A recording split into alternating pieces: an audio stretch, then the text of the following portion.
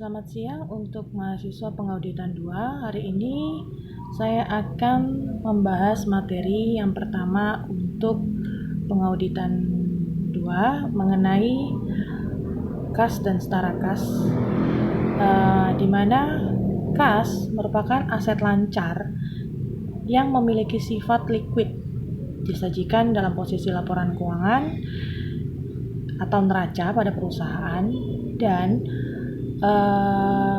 bisa didefinisikan bahwasannya kas terdiri dari saldo kas dan rekening giro, sedangkan setara kas atau kas ekuivalen adalah investasi yang sifatnya liquid, jangka pendek, dan dapat segera dijadikan kas. Nah, perkiraan-perkiraan yang dapat digolongkan ke dalam kas dan setara kas itu adalah kas kecil. Dan perlu kalian ingat bahwasannya jika cash kecil perusahaan dalam bentuk mata uang asing akan dikonversikan terhadap kurs yang ada di Bank Indonesia, kurs tengah Bank Indonesia per 31 Desember ya. Kemudian saldo rekening giro di bank dalam setiap rupiah ataupun mata uang asing. Jika mata uang asing harus dikonversi kembali. Bond sementara, kas bond gantung, bond kas kecil yang belum direimburse, dan cek tunai. Kalau untuk bond kas kecil yang belum direimburse, itu berarti kita perlu melakukan adjustment jika memang belum dilakukan pencatatan atau penjurnalan. Nah, ada beberapa hal yang tidak dapat digolongkan menjadi kas dan setara kas. Yang pertama, deposito berjangka lebih dari 3 bulan. Jadi yang dimaksud di sini, yang boleh digolongkan ke dalam setara kas itu adalah yang kurang dari 3 bulan. Untuk cek mundur atau cek kosong, kemudian dana yang disisihkan, berarti kas yang disisihkan itu tidak boleh masuk ke dalam kas dan setara kas. Nah, rekening giro yang tidak dapat segera digunakan. Ya, sekarang kita akan masuk ke tujuan pemeriksaan dari audit objektif. Yang pertama adalah memahami internal control yang ditetapkan perusahaan dalam mengendalikan transaksi penerimaan dan pengeluaran atas kas dan setara kas. Nah, sekarang kita perlu perhatikan untuk masalah SOP dari penerimaan dan pengeluaran kas. Seperti yang minggu lalu saya jelaskan kepada kalian, bahwasannya setiap transaksi harus ada bukti kas masuk dan ada bukti kas keluar, di mana setiap faktur itu wajib ada tanggal, kemudian nomor faktur. Nomor faktur untuk perusahaan yang sudah memiliki sistem, mereka akan menggunakan bentuk cetak, bukan manual. Kalau kalian sering melihat kwitansi, itu masih yang manual, atau bon-bon yang rangkap 3 yang masih ditulis dengan tangan, itu amat sangat besar kemungkinan terjadi fiktifnya dibandingkan jika kalian melihat bon faktur yang berbentuk cetak print out maksud saya. Oke. Nah, jadi di kategori ini kita perlu melihat internal control, yaitu tanda tangan, tanggal, fakturnya, apakah cetak print out atau tidak. Nah, kemudian yang perlu kalian lihat adalah memeriksa apakah saldo kas yang disajikan perusahaan di neraca atau laporan posisi keuangan itu memang benar-benar milik perusahaan, seperti yang Ibu sampaikan minggu lalu, bahwasannya di rekening koran itu harus atas nama perusahaan, bukan atas nama pribadi direktur. Oke. Nah, memeriksa penyajian saldo kas dalam valuta asing.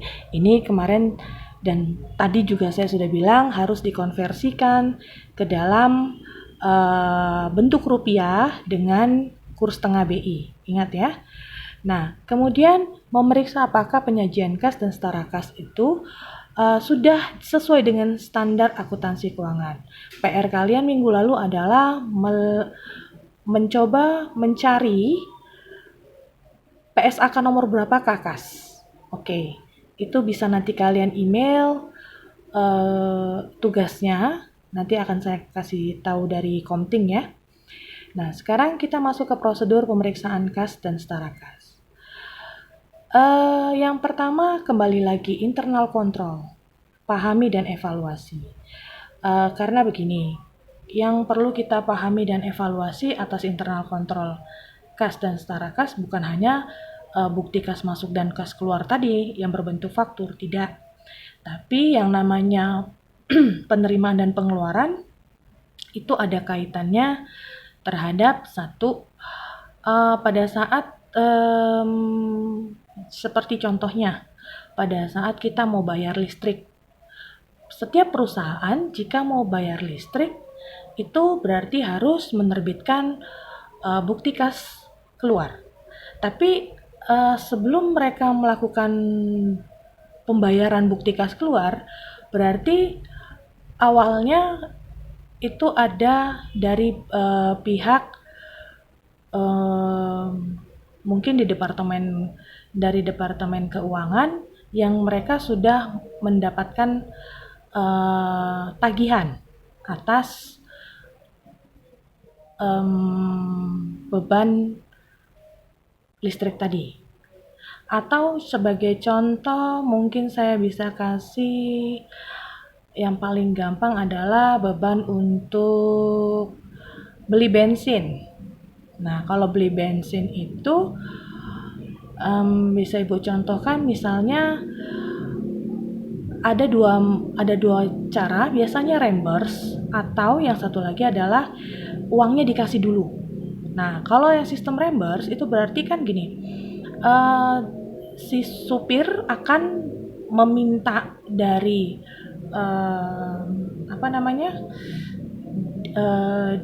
di tempat pembelian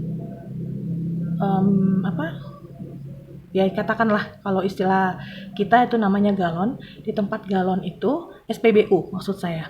Nah, di DSPBU itu perlu diminta fakturnya bahwasanya mobil dengan BK sekian itu berapa yang diisi bensinnya. Nah, dari faktur yang mereka minta di SPBU akan direimburse ke kasir. Nah, SOP-nya apakah itu per setiap hari kah atau per minggu mereka kumpulkan. Nah, itu termasuk internal control. Lebih riskan jika kita kumpulkan seminggu. Logikanya driver itu mungkin saja ada yang hilang bon faktur dari pembelian bensin tadi. Tapi jika per 2 hari atau per 1 hari itu langsung direimburse, kemungkinan hilangnya kecil. Oke. Nah, kalau untuk buat top schedule nanti akan saya ajarkan di kelas karena ini agak susah. Kemudian cash account. Oke, cash account itu nanti di slide berikut ada saya coba jelaskan untuk masalah cash account. Kemudian, nah ini juga penting. Kirim konfirmasi untuk seluruh rekening bank yang dimiliki perusahaan atau minta rekening koran.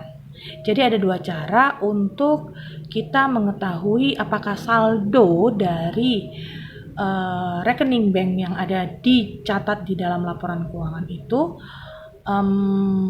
benar-benar milik perusahaan, kemudian angkanya memang segitu, itu kita bisa lihat dari rekening koran. Paling gampang sih sebenarnya rekening koran dibandingkan konfirmasi. Kalau konfirmasi butuh waktu. Oke. Nah, untuk prosedur pemeriksaan kas dan setara kas kembali, kita lanjutkan adalah review jawaban konfirmasi.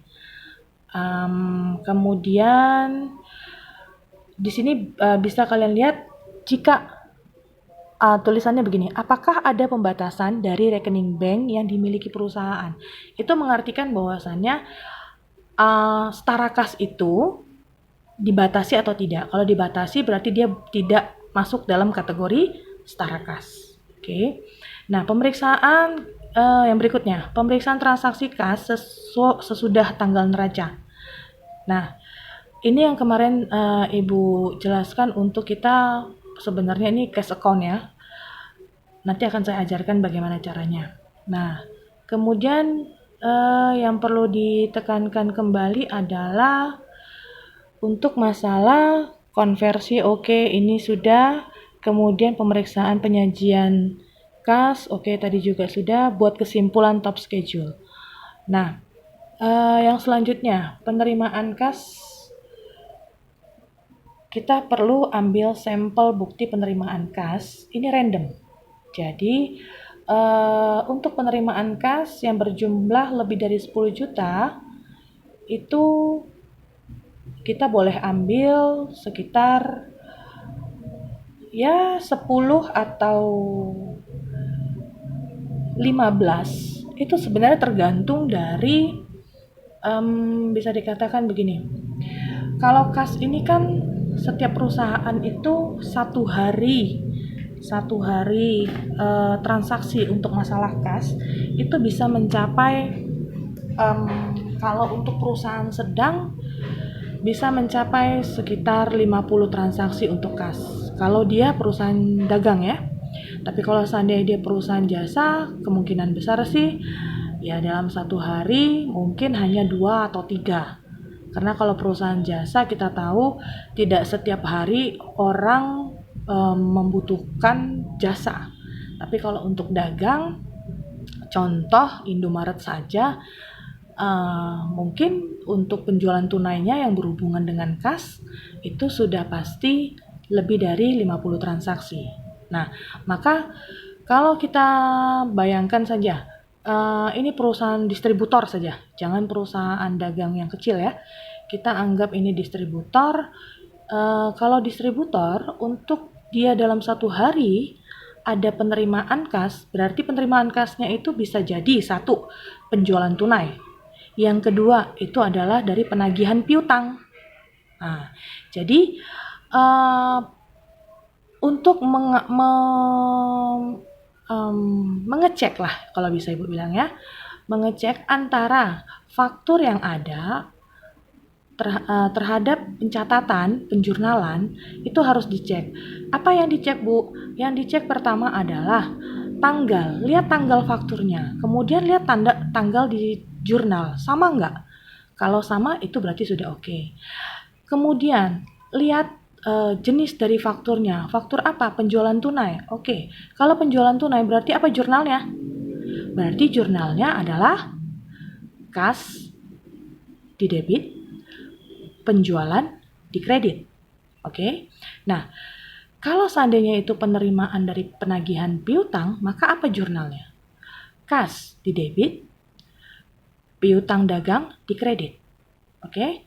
Nah, jadi itu yang harus dilihat. Benar nggak dia menjurnalnya? Nah, setelah sudah lihat dari jurnal itu, kemudian yang perlu kalian perhatikan lagi adalah angkanya. Berapa totalnya? Total kas yang diterima. Apakah mereka sudah pas untuk menjurnalnya angka tersebut? Karena banyak hal yang harus kamu perhatikan. Yang salah satunya adalah gini, kalau penjualan tunai biasanya ada diskonnya.